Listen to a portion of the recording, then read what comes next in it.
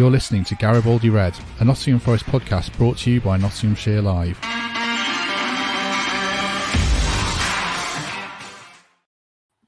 Hello, welcome to Garibaldi Red as Nottingham Forest suffer their first Premier League defeat in 6 games after losing 2-0 to Fulham.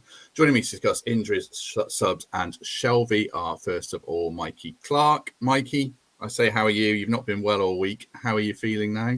Yeah, much better, Matt. Thank you for having me on. Not been on for a while, so it's good to meet everyone again.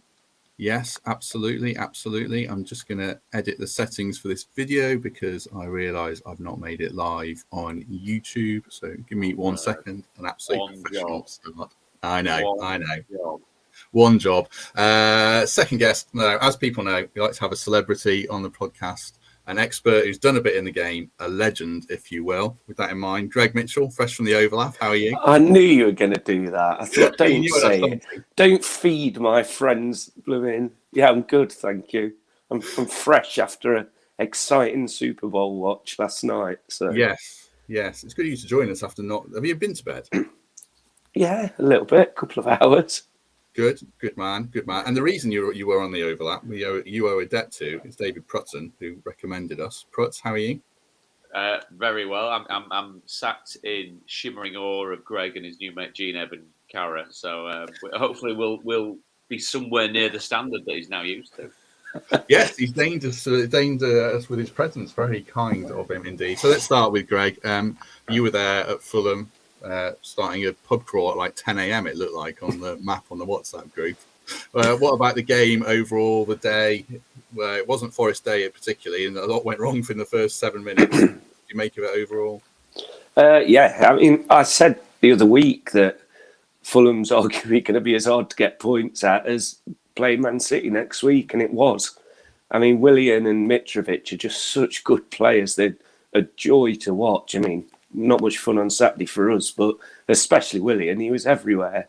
He was causing havoc, and it was just a real struggle. The whole day was a struggle. Obviously, the injuries, and 2-0. You know, you walked away with that thinking, okay, damage limitation. It was only 2-0, to be honest. I mean, I saw on Twitter it was a Premier League record to lose 2 players in the first 7 minutes, and the way Forest did it. 2 injuries, 2 hamstring injuries in the same move to both centre halves. Do you think it's not your day, Prutz, when that happens straight away? Yeah, I mean, it's bad day at Black Rock, I think is how you would describe it. I think, let's not kind of dial down what Fulham are. Fulham are a very good team. They needed to do the Premier League in a better way than they've done in the last few seasons, and they've done that absolutely terrifically so far.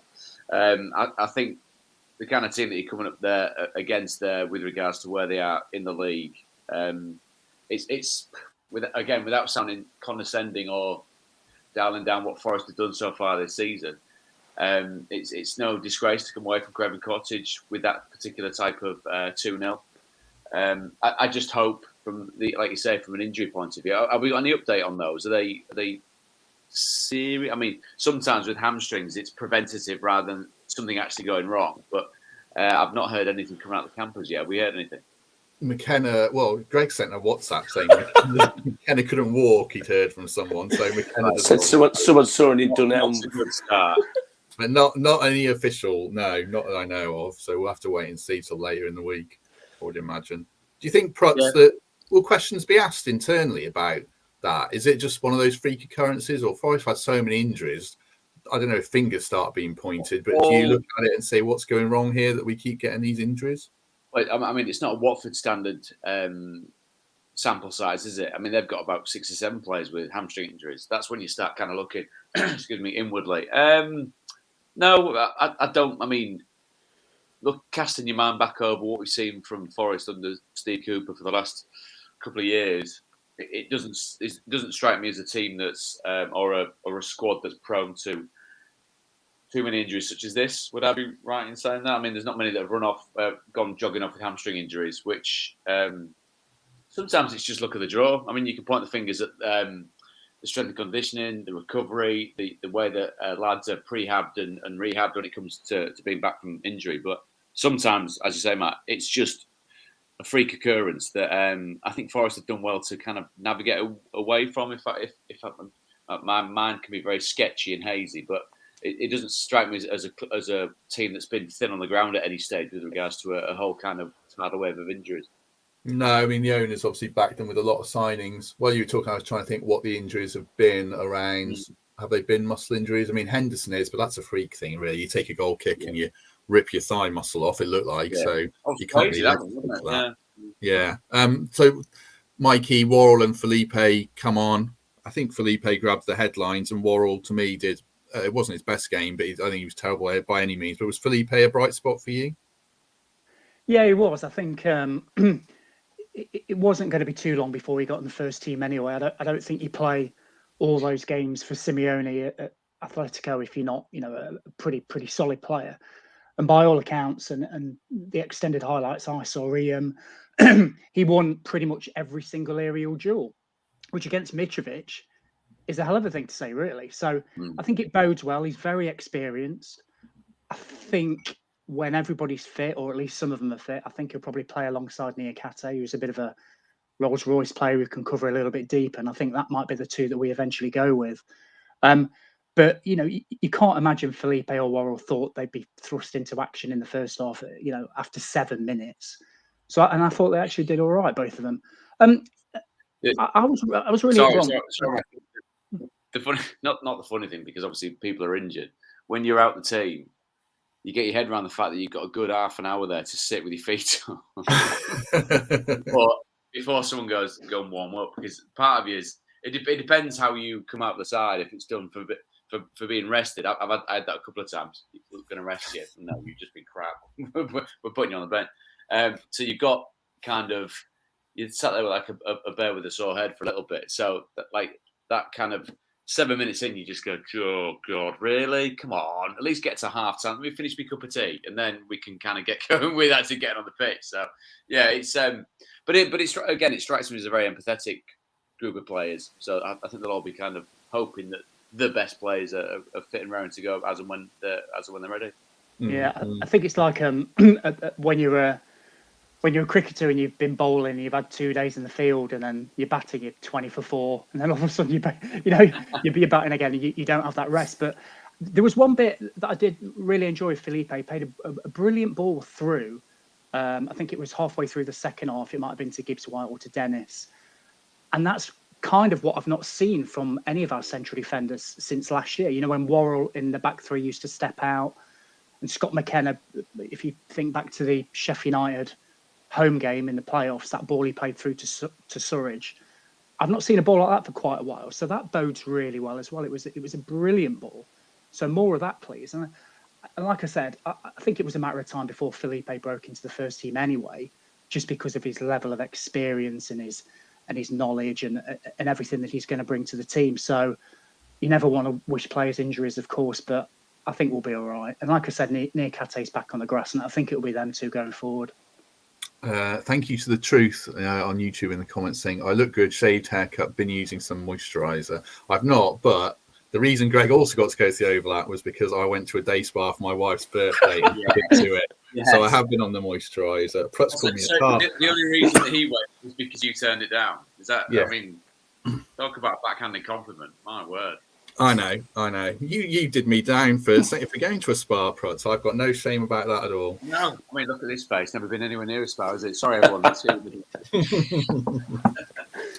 the game. Rough first half for Forest. They were definitely second best. The goal itself, they scored, that Fulham scored through Willian. Prutz, how much is the balance? Oh, okay, we'll come back to Prutz in a minute. He's going to have to... What's he doing? It's normally me who has to charge up stuff like that. But it must be a long cable. I know. It must be a long cable, yeah. I could pad out now, or I can just wait for Prutz to... Unmute yourself. Ah, there you are. Right. Sorry. Excellent. The goal Fulham scored, Prutz. Where's the balance lie between bad defending from Forest and brilliant finish from Willian for you? I mean, I think given Greg's summation of what he'd seen, the fact that we're talking about Willian playing against a Nottingham Forest side in the Premier League, he's a fantastic player, regardless of where he is right now. But given the history of his professional career in this country, to be beaten by a player such as that in a game such as that is again, and I'm not dialing down what Forest should be trying to chase down in the Premier League, but this is a proper solid Premier League footballer. So I think the balance with regards to the question, Matt, is somewhere in between, because we've seen it over the course of the season so far, and in the Championship you get several bites at the same type of cherry, don't you? Whereas in the Premier League, one mistake, one lapse of concentration, you're done, you're punished. And I don't think, other than the kind of opening games of the season, that's not been a finger that we can point at Forest so far this year, is it? They've been quite streetwise on the ground when it's come to the games, and taking points from the teams in and around them. So, yeah, I would say it probably rests somewhere in the middle. It doesn't. If you're looking about the result in the grand scheme of things, it's chastening, but I don't think it's particularly overly damaging for where Forest are going to end up this season. No, I agree. It doesn't change my opinion, win or lose. I still think Forest are going to. It's going to be a great achievement to stay up by any form or fashion. And also, I mean, Lodi, I don't think he covered himself in glory for the goal, but I actually thought he had a decent game. And Mitrovic kept playing on him, and Lodi did his best in that physical mismatch and had a pretty solid match overall. The rest of the first half, Greg, in the ground, did it feel like Forest were clinging on in there and just getting to half time at 1-0 was a result in itself? Yeah, but the away end was right behind him. It was a cracking atmosphere, and there was a lot of hope, because I just think when we're not getting the possession, when we're playing with like 30% possession, when you've got players like Felipe doing those wonderful balls, it was through to Gibbs White, I thought that, and some set pieces, there is hope there. And now we've got we're not just relying on Gibbs White for the corners anymore. And Scarpa had a quiet game, didn't he? But it wasn't heads down at half time by any means. I mean, one aspect where I do feel like Forest are back to square one, Mikey, a little bit, is new signings have come in, and now Cooper's kind of still searching for what his best 11 is again. Like, we'll come on to Chris Wood, but he's got to integrate Wood. Obviously, problems at centre half. We don't know what the best midfield is again, although we got some idea once Shelvey came on. And it's at least the second game in a row where Forest have started badly and Cooper's had to do something in the second half. Do you think that's symptomatic that he's now feeling again what is the best formula for this team, Mikey, or not? Yeah, I'd go a little bit further, actually. Just cash it. Fulham are a good team, right? So if you look at who started in their 11 on Saturday, more than half their team that started that game played in the Championship. So they've come up. I think we only had McKenna and Johnson from ours. And I think we ended the team with Worrell and Johnson, whereas they brought a few players on that, again, played in the Championship. So there's that level of consistency there, and they all know where they are on the pitch. And we were getting that rhythm as we sort of, approached the latest January window. And obviously bringing in all those players, it does feel a little bit like, not that we've taken a backward step, because, we had 2 injuries in the first 4 minutes or 7 minutes or whatever it was. So we are going to need a squad. And there's that thing going around Twitter that shows you all the players that are out injured, and we could quite conceivably make a decent first team out of all of them in all the positions. So we do need the players, but it does feel a little bit like we're going to have a bit of time trying to embed the way they play. And I'll give you an example. And I know there's a lot of stick for Chris Wood, but I think if you look at the way Mitrovic operates for Fulham, is that target man, plays with his back to goal, but also turns and brings the other guys into play as well. I think we're playing Chris Wood on the left. Did he play on the left again, Greg, on Saturday at Fulham? Well, his only chance he came from the left, really. So yeah, but no, I thought he was pretty central, to be honest. Was it? Okay, well maybe that's the case. Yeah. Maybe that's the case, but I do think we're going to have a bit of embedding time. But can we afford that time? That's the question, because there's Man City coming up, and then 2 massive games. I think West Ham and Everton. So that's another amazing challenge for Cooper. Can he get these new players to gel in? The dynamic of the midfield really interests me as well. Scarpa started there on Saturday. Not a huge fan of him starting there, if I'm honest. I think maybe Danilo. Shelvey will talk about. I think he looked absolute class when he came on. So does he? And where does he play in the 3? Does he play centre? Does he play left? Does Danilo play deep? Does Freuler play deep? These are all challenges that Cooper's got over the next few weeks. But I agree with what you're saying, Matt. It does feel as if not with taking a step back, we maybe paused a little bit just to try and embed these new signings into the team, try and get another rhythm. And I'm sure, we'll do what we did at the start of the season, which is find the balance, find a way of playing, hopefully a little more expansive, and take it from there. But it's hard to argue when you have 2 injuries in the first 7 minutes, because we do need this squad. We do need options. I question Jordan Ayew, if I'm honest, kind of coming in and not having Cook, but that's just my opinion. And if that's the guy Cooper wants, then that's absolutely fine. But I think we just need to have just a bit of patience, just see how things go over the next couple of weeks, see how Wood integrates into the team. I've not been overly impressed, if I'm honest, judging by the comments. A lot of us he was inches away from a goal, though. That ball in, and just on another day that goes in, and it changes the whole trajectory of his season, doesn't it? Andre, are you not Jordan? Are you? I think. So let's talk about Wood then, Prutz. I mean, I don't think you've seen all his games. He does look like a fish out of water at the moment. But where's in a sense, I suppose the question is how much of that is down to him, either through lack of confidence or lack of form, and how much is down to Forest for not playing to his strengths, do you think? Probably a bit of both. I think you're looking at a player that can resolutely do a job in the Premier League, but probably hasn't had the minutes under his belt. And if you look at perhaps how Forest have gone about the way they've attacked the Championship and the start of the Premier League, looking at it from a traditional number 9 point of view, because it was always very interchangeable, it was always very mobile, wasn't it, up front? And Chris, we're talking about him playing in off the left. That's absolutely not his position. Absolutely not. He's got to play down the middle. I'm not saying that oversimplifies what it brings to a football team, but if he's a big number 9, then you stick a big number 9 in the middle of the pitch.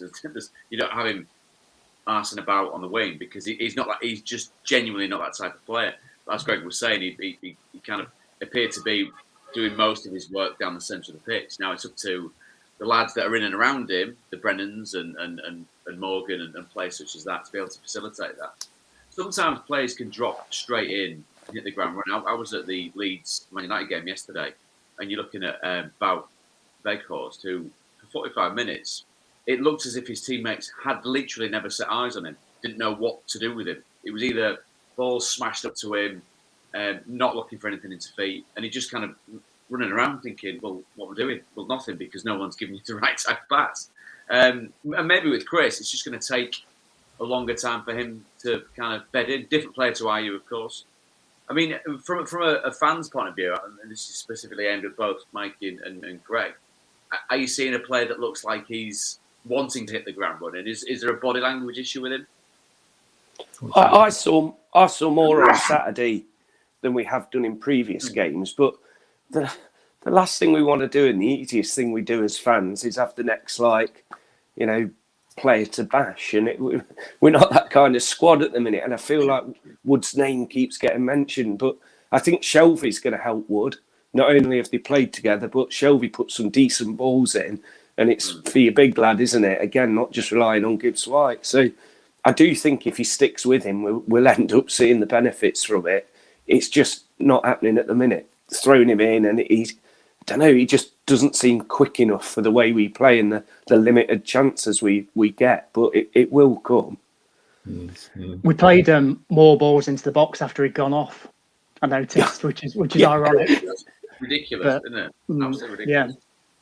Yeah, they got much wider, didn't they? Certainly, once he'd gone off, maybe that was symptomatic. They could move the ball better. I don't know, but it's an area to work on. Just to say to Henry in the comments, yes, we have all seen the game. Sometimes you just don't remember exactly every point of it, but we have all seen it in full. Get him on. Is there the other thing I was going to talk about? Being all bullshit. Get him on, haven't you, I mean, the other point. That's 21. A big point of concern, I mentioned this to Mikey and Greg, before Prutz joined us. It feels like the stats bear it out. There's a real lack of goals in this team. If Brennan, Johnson or Morgan, Gibbs White aren't involved and it isn't a set piece, you kind of worry where the goals are coming from, don't you, Greg? Yeah, well, like I said earlier, we've got 3 away goals. But that, again, is the way we're playing away from home. Every team who's playing at home against us will be expecting to win, full of confidence, loads of the ball. So we've got to get more of these chances, and that's where Shelby will help. Especially, like, I was really impressed with some of the balls he was playing through, and laying off the ball and then crossing it in. It looked good. So we've just got to be more clinical. But we bought the players in January to do that. So, like I say, that Fulham and Man City free hits we missed on Saturday. There's no saying that we might not get some in this one, and then it's down to the serious ones again, like we've had last month, which worked. So, you go down to West Ham and picking up a point at West Ham damages them so much more than it does us. It'd be a huge result. Do you think, Prutz, I mean, from your experience of playing in teams, it's not just the attack that this is an obvious thing that scores the goals, but they've got to find the midfield balance behind them still, haven't they? And maybe Shelby is a huge difference maker who can pick out those pinpoint passes, because it feels to me like we don't know what the best midfield three is again, really. No, and I think probably puts into sharper focus what Ryan brings, doesn't it, really? A player that becomes part of a whole that's greater than some of its parts, and he kind of gets on with his job. And then, as much as there were finger pointing a year ago or 18 months ago at him, I think he's a sore miss for Forest. But John Joe Shelby's a fantastic footballer, and I think hopefully, given possibly not necessarily the game time that it's had with Chris Wood, but the training time that's had with Chris Wood, we're standing in good stead to be able to bring out the best in him. I think it's a tough one to write him off pretty much straight away. I mean, we are talking about a player that was top scorer in the Championship. I mean, and that seems like such a long time ago now, but he absolutely knows where the goal is. And I think you're right, Matt. It's sometimes as a midfielder, and because I was never prolific by any stretch of the imagination, you can hide behind the fact that it's the strikers that have got to score the goals. It's not, especially in the Premier League. If you've got good delivery at set pieces, your centre halves and your defensive side of it needs to step up in those particular situations, and the creation in midfield needs to be there. But we are talking about competing in the toughest league, toughest division on the planet. So it's no disgrace not to have midfielders not in double figures when it comes to scoring goals, but they do need to spread that responsibility around. Do you think, I mean, I put on Twitter, Mikey, they miss Yates in games, especially like this one, where they didn't lay a glove on Fulham in midfield in the first half. I don't remember even a tackle being won. There was a bit of historical revisionism with lots of people in the replies now telling me that Yates is crap, but not all of them, but some. Do you think they missed Yates, Mikey, and they are missing Yates?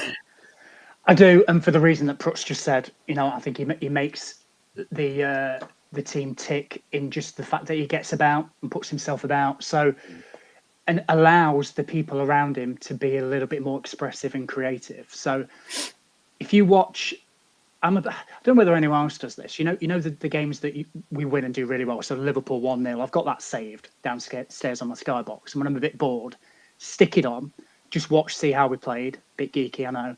The amount of times Yates chucks himself in front of the ball. Seriously, if anybody doesn't believe me, watch it. So there's that one. There's a couple more that I've got as well. And he's so integral to that team. I think it just, people might not necessarily realise it, but I certainly do, because I watch it quite a lot. And I think when you take that out of a team, it becomes even more evident. And I think we've kind of seen that in recent weeks. So I'm under no illusions that as soon as he's back fit and firing, he'll be back in that starting lineup. So the question is who goes around him, and I think it's a bit horses for courses. So if you've got, I don't know, Man United at home, you probably want to play a bit more of a deeper line too. If we've got Southampton at home, end of the season, you might want to go with somebody like a Scarpa in midfield. I'm not sure, but I think it's about having those options. But for me, I genuinely, and I wouldn't have said this a year ago, but I'm honest, and I change my mind when I see things. And I think he's a staple in this team, and I think he gets back in as soon as he's fit, honestly. Yeah, I agree. I mean, I think back to the Chelsea game as well, where he had his running battle with Zakaria and Mason Mount and things like that. For me, he definitely plays, and he allows Danilo to be eased in, and you don't have to play Scarpa in midfield. I thought Mangala had a rank bad game on Saturday, and it feels like he's one who might drift down. Prutz, did you side at me saying Mangala was bad or not? No. I thought it. I mean, it as damning a reflection on a football performance as I've ever heard, mate. So Rank bad. He was just terrible. I'm a fan of his, but I thought he had otherwise known as having a stinker. Yeah. I thought he had a stinker. I did think he had a stinker, and I think Yates comes in. I don't know. I think the best midfield three is going to end up being probably Yates, Shelby, and Freuler, perhaps. Which I think is a very competitive, in all senses of the word, midfield in the Premier League, to be fair. Yeah. I mean, I don't think you get relegated with that midfield. I think it might be a bit of a scrappy midfield, apart from Shelby. Well, no, the thing, I'm not trying to jump forward the chat or anything. Having seen what's going on at Southampton, having watched Bournemouth on Saturday tea time, and then also watching Leeds yesterday, Nottingham Forest are head and shoulders above who are currently in the bottom three. I, without wanting to kind of tempt fate with regards to how the rest of the season goes, that's not this team. This club is not a club that ends up in the bottom three. No, I'm still confident. Going back to the game, then. Good luck. Bye. Back to the game, Greg. Forest had a real spell there where I thought they might get back into it, and perhaps if they're a bit more of an established Premier League club, they do. Was that the one opportunity that Forest missed to maybe take a point, just not capitalising on that spell? Yeah, and it always coincides with Gibbs White just having flary moments, doesn't it? And he just gets the ball and he's suddenly past someone, and it almost doesn't happen enough in games like that. Like I say, when the possession's so low, but once they get that ball moving and once the crowd are really on the side, then you could see. I mean, I just watched Match of the Day again this morning, and Cooper on the sidelines, he's so animated. He's not usually like that, and you could tell that was going to be our moment. That was going to be our spell, and it didn't work this time, but it will next. Yeah. And the game was over effectively with the second goal. In the notes, I put, Prutz, please can you explain to me what Serge Aurier is doing for that second goal? If you can help me out. But he abandons his position, slides in, and then leaves the guy all the space he needs to score. Well, what's going on there? Well, I mean, it's funny when you reflect on football and you break down football matches, but what you said there, I've got no argument for. I mean, I don't know why that would be the case, because it's madness, really, isn't it? Specific roles, responsibilities are kind of meted out to players. Again, not because I was there watching the game and working on it, but if anyone that was remotely bothered to look at the game between Bournemouth and Newcastle, you're looking at a goal that Bournemouth scored where the centre half, I think Senesi, has a tap in from 2 yards out, and then you look at where it comes from, and the striker Isak just lets him run into the box, and I presume as a coach you just kind of stood there going, why have you done that? Like you've got a job to do. And in the sense of what you're talking about with Serge Aurier, who I think has been remarkably consistent at Forest, the player that I saw at Spurs, nowhere near it. Oh, he's gone. He's gone. Can I just say about Aurier as well? Yeah, it had Willian all game, like absolutely battling with him, tearing him round, and he didn't do himself any bad. And the mistake was after William went, wasn't it? So maybe he just thought, "Oh, relax, he's finally gone," and then we're back. It was a great point. It was a great point. The nuance of it was zinger, but I'm not going to tell you what it was. But you were talking about responsibility, Prutz, in doing your job on the pitch. I mean, Aurier is prone to just abandoning it in the last and the question that you're asking, intellectualise it, but quite clearly it was just a momentary lapse of concentration and a case of not being in the right place at the right time. I can't make it sound any smarter than that. Just didn't do his job. No. I mean, I think he's been really good. The last 2 or 3 of the last 4 games is a little bit more concerning, but you can't complain with his overall performance. He's been an excellent signing. Talking of excellent signings, Mikey, you're a big fan of Dennis. I thought you didn't. You might have changed your opinion. You weren't a fan of what he did on Saturday. I thought he was pretty good until when push came to shove, he had to deliver, and it just all went wrong. But like Temp said in our WhatsApp group, if that was his debut, we think he was a really good signing. So where are you at on Dennis after that game, Mikey? Yeah, sarcasm comes across nicely on podcasts. Yeah. No, I'm not the biggest fan. I was never enamoured by the signing, if I'm honest. I know we got 10 goals for Watford, but I just think, the first season in the Premier League, you need everybody to put in an absolute shift and to literally leave the grass at 5 o'clock knackered and knowing they couldn't give any more. All I'm saying is, when I've seen Dennis play, he sort of flatters to deceive. And when Fletcher's on this podcast, he articulates it far better than I do, in that he has flashes of 10, 20, 30 seconds where you think, oh, there's a player here. And then you don't see him. You don't see him for 30 minutes or 45 minutes or 60 minutes. And then he does something again. And then you think, oh, I'll leave him on for a bit. And they never take him off. And I just think, I don't think we can afford that. We've got a player a little bit like that in Brennan that plays in moments, but what he delivers to the team, his production is there and he's delivering. And, he's only going to get better. I think, and I don't like having a dig at players, but I don't really see how he kind of fits into what we want to do, certainly away from home. I think at home, maybe when you're chasing a game, you're trying to be more expansive. He might be somebody you chuck on for 20 minutes and say, go on then, let's see if you can have one or two of these flair moments and score as a goal. But I think you said it nicely, Matt. He gets into nice positions. And I wasn't buying what Temp said about his debut at all, if I'm honest. I still wouldn't be enamoured. But again, he missed the opportunities. So I hope I'm proved wrong. I said about 10 minutes ago that I will change my mind if I see something that I'm big enough and ugly enough to hold my hands up and say, look, I was wrong. And let's hope he scores against Man City, we win 1-0 and then goes on a run. And I'll be the first person to come back on here and say, do you know what? I judged him too early. But I think... The thing, sorry to wait, Mike, the thing with Dennis as well, the big thing that was coming out of Watford in that transfer window in August was keeping hold of Sarr, Joao Pedro and Dennis. And Forest bought, I would say, arguably, because they're all very good players, the worst one of the three. And whether that was to do with the price that was paid, because they played with a front three, Watford, and with Forest perhaps playing with Chris Wood up top with three behind him, it's a slightly different position. But I think you're absolutely right. Sometimes players such as that, and this is me not writing him off as a Forest player or saying that he won't fit into what the system is with Steve, but there's absolutely, and it dovetails hopefully with what Mikey said, there's no place for passengers in a team that's just got back into the Premier League at all. Like we talked about the second goal. Emmanuel Dennis dangling his foot when it comes to actually needing to put a challenge in isn't going to help anybody anywhere at all. And when the game's in the balance at 1-0, like you say, second goal, they're buried. If you're looking at a team that sometimes struggle with creation, a second goal is an absolute death knell of a victory.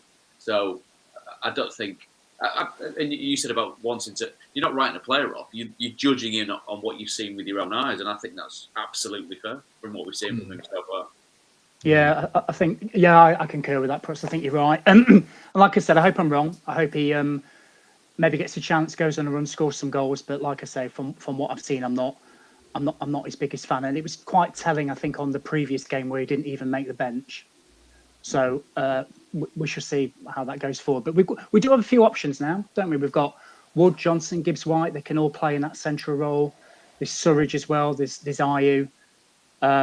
So I don't know. It wouldn't surprise me if he features less and less as the season goes on, if I'm honest.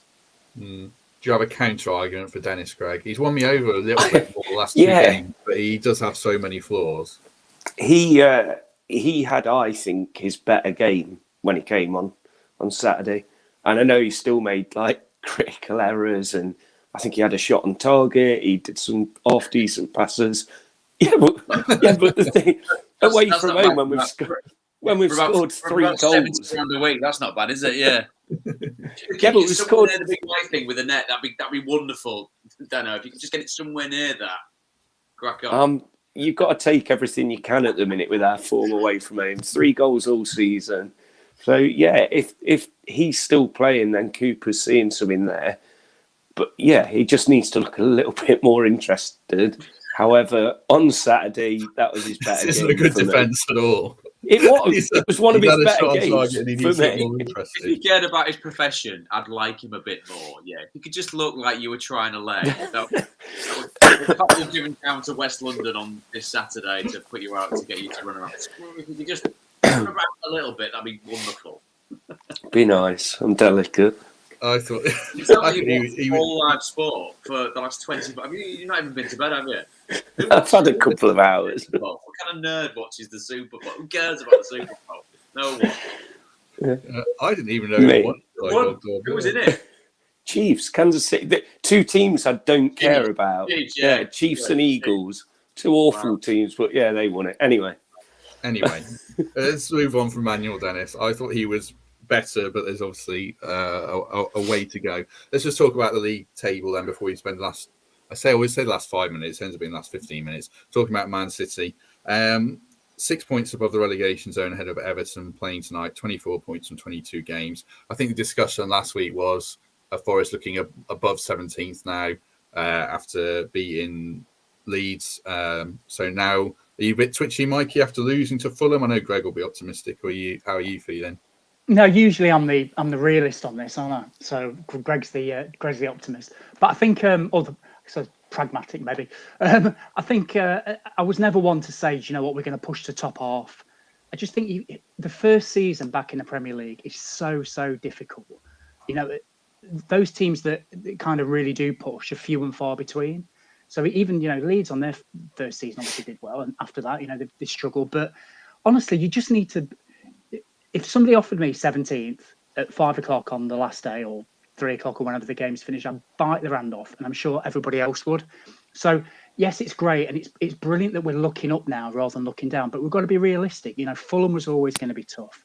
Next week, I'm glad I'm away with work in India, Matt, and you're going with Lindsay, not me, because that might be quite tough, that game.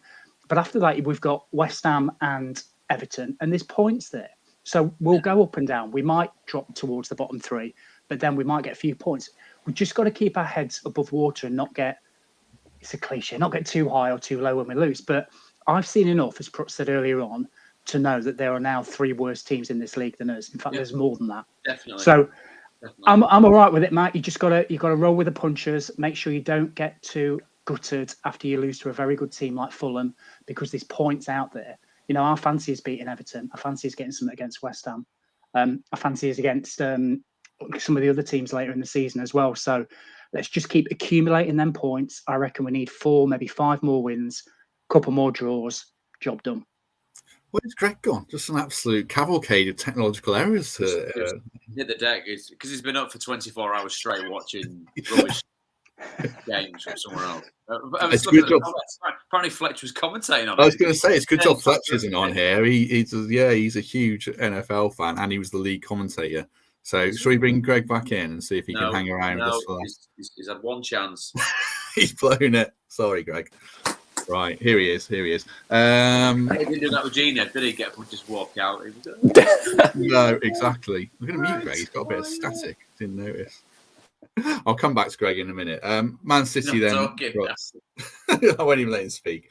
I was looking at it this morning. Man City away from home, they've lost 3 games. I know they were Liverpool, Tottenham and Man United, so no mugs by any stretch, obviously.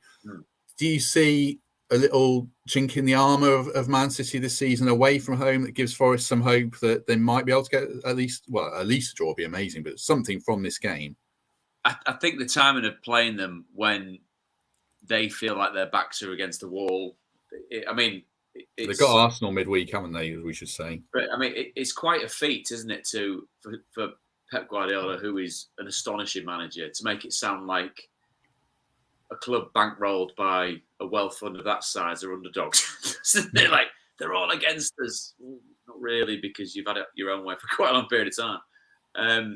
I think, given the Arsenal result, given what Man City traditionally do from here on in, chasing down, they almost love chasing down a team that's ahead of them. I think if Pep and Man City win the Premier League from the position that they're in now, but that'll be one of his greatest achievements. I'm not saying that then puts Forest in the bracket of cannon fodder for them to just go straight through the middle of. I just think it's going to be terribly tough. I've seen them at times this season where the best way to play them, I was up at Newcastle watching them play, And Newcastle just swarmed. They went hell for leather. They hit them with the type of energy and effervescence that they couldn't deal with. Now, whether Forest can do that and maintain that for 90 minutes, we'll soon see. But I think it's a really tricky time to play Manchester City, even though we're talking about a team that's probably cost the best part of £1 billion to put together. I'm not saying Forest aren't going to get anything out of it. I just think it'll be one of the toughest games of the season, which, I mean, in football punditry realms, Man City are very good. It's not the most mind-blowing opinion to say. I suppose as well, Greg, we should point out that the Champions League starts again the week after. So there's a chance that maybe Haaland gets rested, maybe De Bruyne gets rested. But even so, it's going to be the toughest home game of the season, probably with Arsenal, isn't it? And that's where we come into our own as fans. And, you know, the big games, the Liverpools, we always manage to do something. I watched Man City yesterday, and this is the argument as to why we're going to get something. You've got Haaland arguing with his own players. I thought Villa's goal was so easy, almost walked through him. It's not the Man City that we've been used to the last 5 or 6 years. I know they were devastating against us at home, but I feel like, you know, they're under the cosh a little bit now if the result doesn't go their way in midweek. And God, imagine getting a point there, against them. And you just never know. You never know with Forest, you know. And I think me and Mikey was saying, if we do, it'll be a 1-0 or a 1-0. We're not going to be beating them 3-2, 4-3, are we? But yeah, you just never know. It's another free hit. It really is. These 2 games for me were always the free hits. Yeah, I mean, it could end up being Forest lose 5-0 and get absolutely slaughtered. And it still wouldn't change my opinion of where the season's heading or not. It's just it is a standalone game in that sense, I think. Mikey, your nephew Jake's in the comments, and he's in his team. He's got Danilo back in, and he's got Wood out, Gibbs White, Johnson, Surridge up front. A few changes there. Would you be making any changes, Mikey? I'll play every defender we've got fit. No, I'm joking. I'm just looking at his team now. But yeah, I pretty much like that. I think I'll probably go with that central midfield: Danilo, Freuler, and Shelvey, and then it's Morgan, Gibbs, White, Johnson, and who else? Maybe even Surridge. I quite like what Prutz was saying around. Let's just press a bit further and just be a bit more front-footed and be a bit more energetic. I think I'm not sure that's going to happen. I think what we might see is just back off a little bit, do a sort of mid to low block and sort of try and contain them. It would be wonderful if we had a go at them. I guess it all depends on what team he picks. You know, if he's going to play somebody like a Surridge, then you know it's a possibility that we could do that and press a little further higher up the pitch. I think that's probably what I'd go with. I'd stick a 3 tight in midfield. And then just when we lose the ball, just go back into a 5 in midfield with Johnson and Gibbs White maybe dropping back. You know, we were talking about Chris Wood earlier in the program, and I remember the game away at Man City where we lost 6-0. Was it 6? It could have been anything. It was. Yeah. We really needed a focal point up front that day just to hold the ball up and buy a few free kicks more than anything. So I wonder whether we're going to take anything from that, and maybe we do start Wood and just try and use him as a bit of an outball in the first half, and try and stay in the game as long as possible, and then see what we can do last half an hour. There's numerous ways where we can approach it, but I do agree with you, Matt, and you, Greg, when you're saying, I'm not sure I'd say it's a free hit because, you know, Villa got a point off them, so they're not unbeatable, or, you know, it's not as if, you know, we're not playing like Barcelona from the late 90s. You know, we can get something out of them, but I think we'd need everybody to get an 8, 9 or 10 out of 10. We'd need all the luck our way. We'd need VAR to draw lines properly. You know, I'm sure we'll talk about that in a bit. And we just need everything to fall into place. But the longer we stay in the game, the better. What we can't afford is an early goal, because that just could be anything.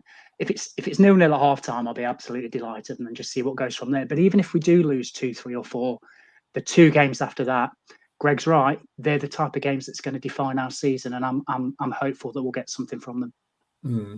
I do think the striker position is the key. Like Ollie Watkins yesterday, I mean, he's a bit of a frustrating watch if you're a Villa fan because he misses chances, but he gets about the pitch. He's very mobile and he doesn't make it easy. So whoever, it's kind of a Surridge is the best fit for that, but I don't know if Surridge starts. I don't know if Wood's going to get around, but like someone says in the comments, if Chris Wood scores one goal and that could get him going. So we'll have to wait and see. I think we've covered all the bases I wanted to cover. Time for any other business. Greg, anything you want to add before we depart? Come on, tell us about the overlap. Come on. Yeah, I didn't realise it was you that has got us on there. I know it's second choice. And you've still not said thank you in all the time that we've been talking. Thank you very much. Yeah. Love to do it again. Hands up. Looks pretty cool. Like, the studio looks like the setup looks pretty cool. That was awesome. And Jamie Carragher's such a nice bloke. I hate to say it. Never thought I'd say that, but he is. He's a top bloke. Very intense, isn't he? I mean, he asks you if he ever asks how you are. It's almost like he wants to start on you. You okay? Right. That's how we met. Like he came straight into the studio. It's like, bloody hell. But no, it's great. But my any other business is pre-match. Man City, Forza have got a pre-match gig. So we're at the old Cold Store, which is the Vat and Fiddle, right near the train station.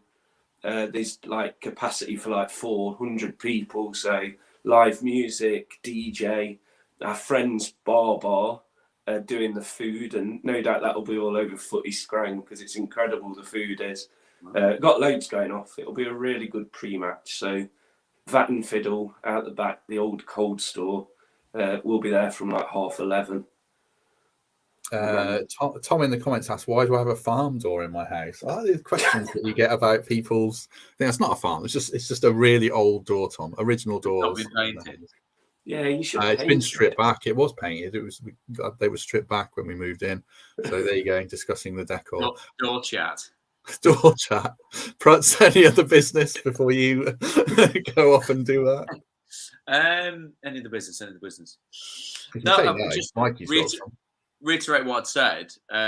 Or two things about the fact having seen teams in and around that end of the table. I've got no doubt whatsoever that Forest will be absolutely fine. And like Mikey says, it's not dialing down ambition to say that 17th or above, happy days. It's party time if Forest end up with that at the end of the season.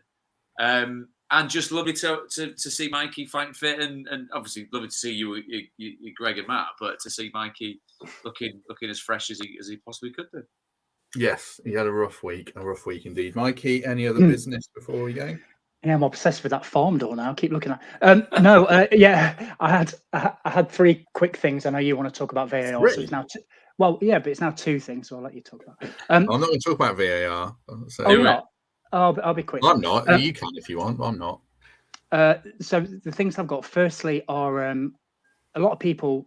I know they do with you, Greg. Stop me about the podcast and stuff. And I'm always like really intrigued about all the different types of people, all ages that listen to it in all different ways. So some in the car, some at work. My mate Steve's kid Eden listens to it after school, and I just think it's really cool, even after a defeat, that you can get a bit of like perspective. And I just think it's good because it's not always easy to listen to people talk about sport, especially when your team's lost. So that's pretty cool. Secondly, about the NHS as well, there's been loads of us, not just me, in the last couple of weeks that have gone in for treatment. And shout out to all those people. A couple of Forest fans in there because I had my Forest top on. So especially to those guys. And I'll actually, Prutz, you were the first face that I saw when I came out of hospital on Friday Night Football. Oh my God! How's that make you feel? You went straight back in. Yeah. I mean, just like a horror film. Just you reaching out something to cling on to, and it was me. I'm so sorry. It's all right. I was obviously saying something dead interested and witty. Yeah, I think so. Talking about horrifying VAR. I'm not gonna go off on a rant because I think everybody thinks the same thing. But what I will say is the argument for VAR, and I was convinced it was going to screw us in the playoff final, which it never did, thankfully. And I probably should be a convert because it actually went for us. But the argument, sorry to put in, Mike. That's still the most mind-boggling thing about that. Where you look at that game, you look at where Huddersfield Town are now, and I know people that work at Huddersfield Town, and talk about a sliding doors moment that can change a club's trajectory for decades to come. If we were all watching it going, well, I mean, that's surely getting looked at. I think what we had was, No, they've just waved it on, and you go, God, they've got at least 2 very good penalty shouts there. It was staggering, mate. But go on. It's crazy. Yeah, that's pretty much my point. Is I always got told for the people that are advocates of VAR is as long as they get the right decision, it's fine. So whether that takes 30 seconds, a minute, 2 minutes, 5 minutes, where the games finish at 5:10, which they are doing now on a Saturday, as long as they get the right decision. Well, we're not even getting that now because and there's been numerous examples of it. So my view has always been in the same, let the referees ref. Anything that's automated, like goal line technology, fine. But anything that needs that human intervention, let's stop it where he kicks the ball. We're going to stop it back. He kicks it about then. Let's try and draw a line. When did protractors start to rule the game? It's just, I hate it. It's an emotion killer. I'm, at the ground, I'm watching it with, a emotional handbrake on because you can't celebrate the goal because you think they'll find a reason to rule it out. And then there's that weird second cheer that happens when you kick off, which is awful. There's crowds chanting VAR. I mean, come on. But I think it's just time just to bin it. I'm fed up with it. Sorry, I did say I was going to have a bit of a rant, Matt. So that's fair enough. That's fine. That's fine. I think go on, Prutz. Yeah, it's not a funny one because I think you're absolutely right. That emotional handbrake is such a great phrase, which I'm going to nick wholesale and use quite a lot, Mike, because it goes back to a very timely kind of period of obviously with Nottingham Forest and Brian Clough being in charge. Referee's decision was final pay, wasn't it? If it was good enough for Earl Bighead, it should be good enough for people nowadays. And I think, it was brought in to help referees, and I just think it's made referees' jobs infinitely harder. True. I've got 2 then quickly, but before that, if you enjoyed, do like and subscribe. Nick in the comments always does a better job than me telling people to like it. As you join us, it does certainly help, and a review on iTunes certainly helps as well. Right, my 2 quickly. Sack Lee Mason as a VAR. That was one of them.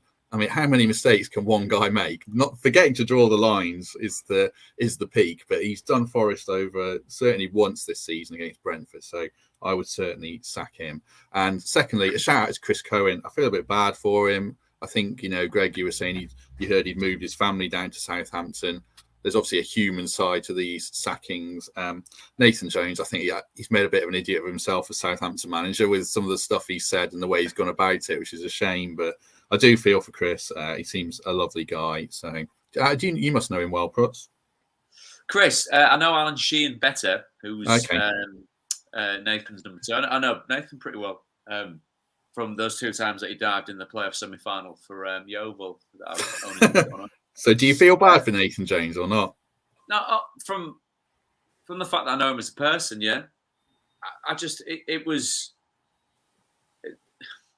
You look at, so obviously Southampton looking for a new manager, Leeds looking for a new manager. The next port of call for Leeds feels like this number 2 to Ten Hag at Ajax. And you look on Twitter or whatever, and he's already been completely dismissed out of hand.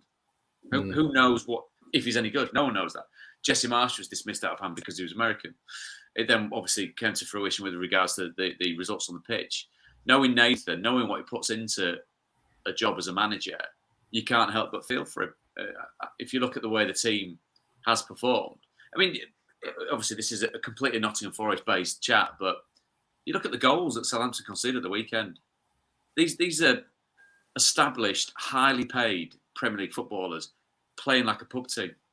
That's not the manager's fault. That is absolutely, and I've been there as a player where you could point the finger and say, what on earth were you all doing? And there's just no answer to it. But it's always the manager that kind of is the scalp that's taken and then moved on. So I really do feel for him, and knowing how precarious it is to be a manager. And again, with Alan Sheehan and Chris, they'd have been there lock, stock and barrel in most days. Long hours, relatively long hours but trying to work out what the right formula is to get that club up and running. And it hasn't worked. And it's people now, thank you very much, Nathan Jones. You were probably in the breakdown of Premier League managers, he will be pointed at and laughed at and dismissed.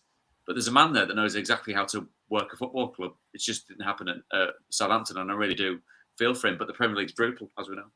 True. I mean, you do have Southampton connections yourself. You played there Is it your father-in-law played You there? reminded me this. And he's the one the family are proud of for playing for Southampton. Is that right? Your father, is that the story about your son tells everyone? Could you say any more condescending if you try?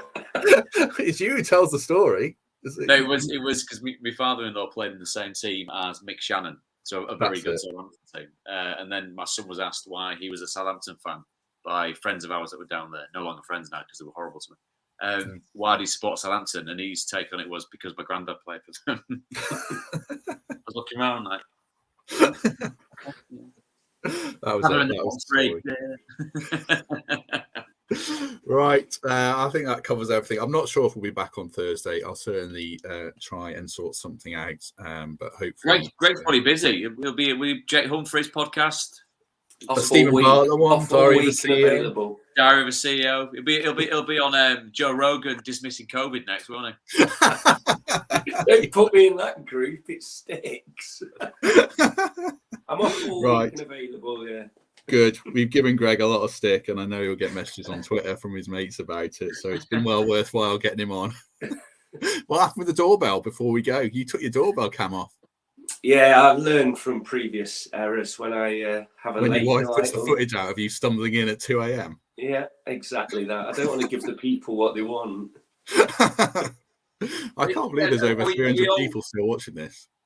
Who else has one of those doorbell cams? Do you, Matt? Do you, Mikey? I let the battery die. They're so loud. It's really annoying. There's someone at the door. There's someone at the door. Weird. Yeah. I know. It's good. We're never in. So, like, when someone brings a parcel, you can tell them where to hide it. And... but I never leave my house. I'm here all the time. Yeah, we had the police knocking at the door last week because there was something going off. Wanted to know if it picked it up, but it didn't. So... Greg, where do you live? He's moved to a swanky new house. So well, yeah. Is he in the posh part or not? Are you in the posh part now? I think you are, aren't you? Now, always, yeah. Bridgeford, Rushcliffe. There you go. No, I'm Ruddington now. I'm Ruddington. That's just jogged my memory using the word Notts. Was watching the second leg of the semi-final and Gary Neville, Greg's mate, referring to Forest as Notts Forest, and you just go, oh. Right. Some of them do it on purpose, knowing what it's going to create. Do they really? Is it that calculated? Come on, Greg. I'll put him in that. Category. Right, we should go. Like I said, 300 people watching us just talk utter nonsense still, which is, good of them. Very much appreciated. That's what podcasts are. I think so, yeah. I think you're right. Watching it. True. Right, we'll let everyone go. Mikey, thanks for joining us. Hope you feel well. We'll feel 100% soon.